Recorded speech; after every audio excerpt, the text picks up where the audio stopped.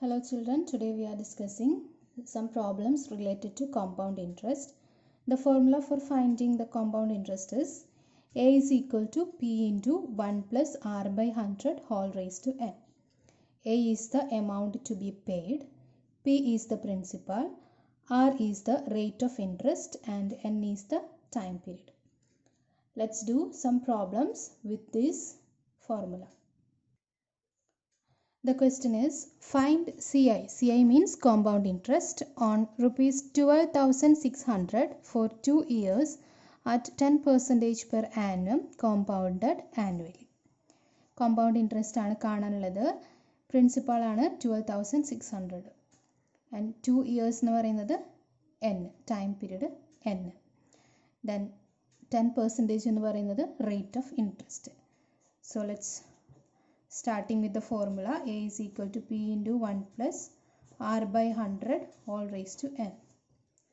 Here P is the principal and the principal amount is 12,600 into 1 plus R is the rate of interest and it is given that 10% whole raised to N. N is the time period and the time period is, here it is 2.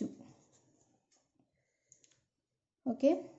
So which is equal to 12,600 into ഇതിനെ cross multiply ചെയ്യുമ്പോൾ 1 into 100 plus 10 by 100 whole square which is equal to 12,600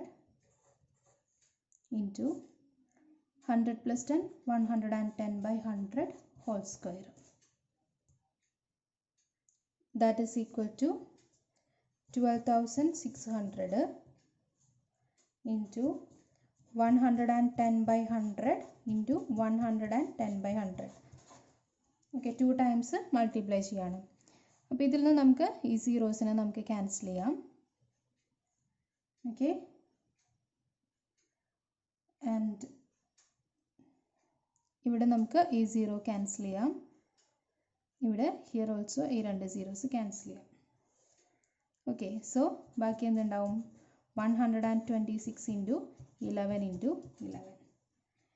ഇത് multiply ചെയ്ത് നോക്കാം. 126 into 11 into 11 multiply ചെയ്താൽ we get the answer 15,246.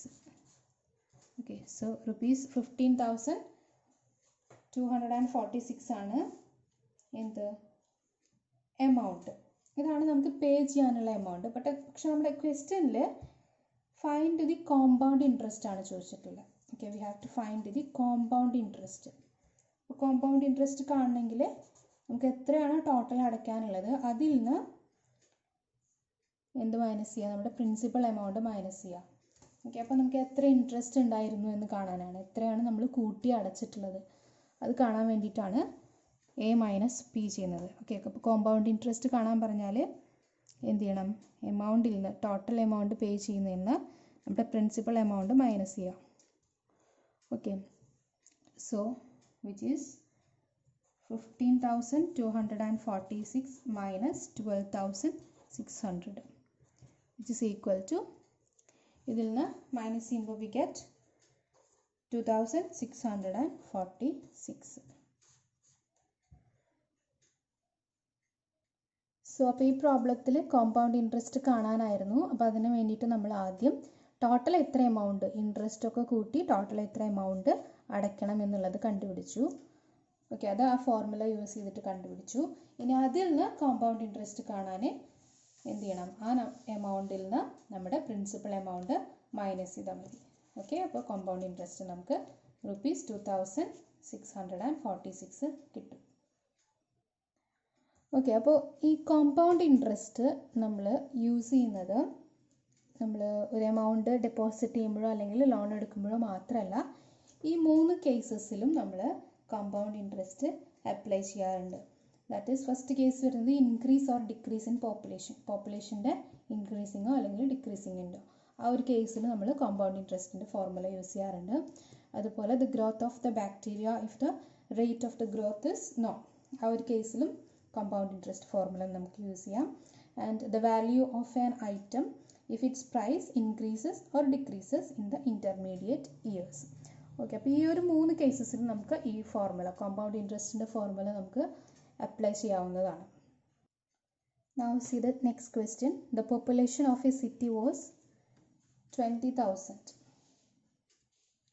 In the year 1997, it increased at the rate of 5% per annum. Per annum എന്നുള്ളത് ഷോർട്ടായിട്ട് എഴുതുന്നതാണ് PA. അതായത് annually അത് increase ചെയ്യുന്നത് 5%.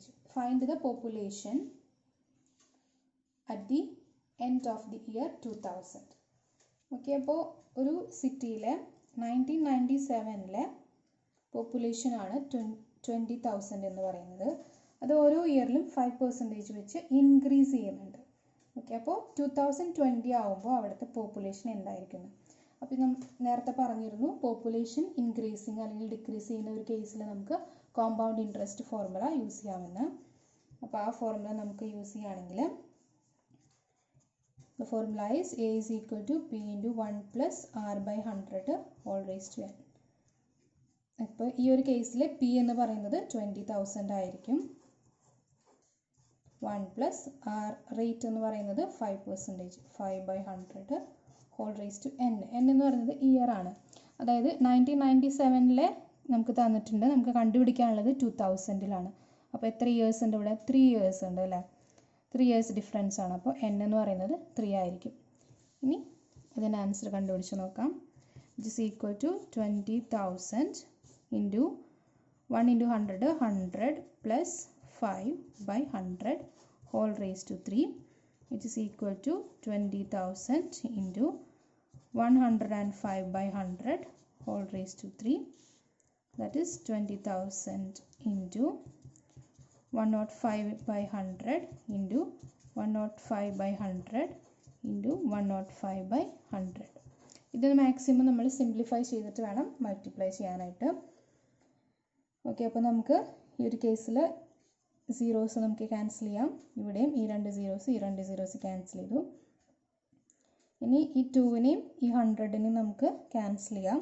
ഇവിടെ 50 ആയിട്ട് മാറും. ഓക്കെ, ഇനിയുള്ളത് 105 ഇൻറ്റു 105 ഇൻറ്റു 105 by 50 ആണ്. ഓക്കെ, അപ്പോൾ ഇതിൽ നമുക്കിതിനെയും ഒന്ന് ചെറുതായി സിംപ്ലിഫൈ ചെയ്യാം. 15 ഓക്കെ 5ൻ്റെ മൾട്ടിപ്പിൾസ് ആണ്. അപ്പോൾ നമുക്ക് 5 സിംപ്ലിഫൈ ചെയ്യുമ്പോൾ ഓക്കെ 10 2 ടൈംസ് 1 5 1 ടൈം, ഇവിടെ 5 1 ടൈം 0. ഓക്കെ, ഇനി അഗെയിൻ ഈ 2 നമ്പറിനെ നമുക്ക് സിംപ്ലിഫൈ ചെയ്യാം. 5ൻ്റെ മൾട്ടിപ്പിൾസ് ആണ്. ഓക്കെ, അപ്പോൾ 10 2 times 5 1 time 10 2 times that is 21 into 21 into 105 by 2. ഇത് മൾട്ടിപ്ലൈ ചെയ്ത് നോക്കാം. ഓക്കെ, അപ്പോൾ മാക്സിമം സിംപ്ലിഫൈ ചെയ്ത് കഴിഞ്ഞാൽ നമുക്ക് മൾട്ടിപ്ലൈ ചെയ്യാൻ ഈസി ആയിരിക്കും. ഓക്കെ, അപ്പോൾ ഇത് മൾട്ടിപ്ലൈ ചെയ്യുമ്പോൾ വി ഗെറ്റ് ദി ആൻസർ 23,152.5 ആണ് വരിക. ഓക്കെ, പക്ഷേ ഈ ഒരു കേസിൽ ഈ ക്വസ്റ്റ്യൻ എന്ന് പറയുന്നത് പോപ്പുലേഷൻ ആണ്. പോപ്പുലേഷൻ എന്ന് പറയുമ്പോൾ നമുക്കറിയാം നമ്പറാണ്, എണ്ണമാണ് അല്ലേ, ആളുകളുടെ എണ്ണം. അപ്പോൾ ഒരിക്കലും ആളുകളുടെ എണ്ണം നമ്മൾ ഒരിക്കലും ഒരു 0.5 എന്ന് വെച്ച് പറയില്ല, ഫുൾ റൗണ്ട് ചെയ്തിട്ടാണ് പറയുക അല്ലേ. അപ്പോൾ നമുക്കിതിനെ എസ്റ്റിമേറ്റഡ് പോപ്പുലേഷൻ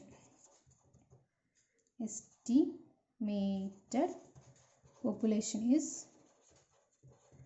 ഇതിനെ റൗണ്ട് ചെയ്തിട്ട് ചെയ്ത് 23,153 എന്ന് റൗണ്ട് ചെയ്തത്. കാരണം ഇത് പോപ്പുലേഷൻ്റെ കേസാണ്. അപ്പോൾ പോപ്പുലേഷൻ്റെ കേസിൽ നമ്മൾ ഒരിക്കലും നമ്പർ ഇങ്ങനെ പോയിന്റ് വെച്ചിട്ട് ഒരാളുടെ എണ്ണം പോയിന്റ് വെച്ചിട്ട് പറയില്ല. അതുകൊണ്ടാണ് ഈ നമ്പറിനെ നമ്മൾ റൗണ്ട് ചെയ്തിട്ട് 23,153 എന്ന് എഴുതിയത്. So this is the answer. Now see the next question. A TV was bought at a price of rupees 21,000. After 1 year, the value of the TV was depreciated by 5%. Find the value of the TV after 1 year.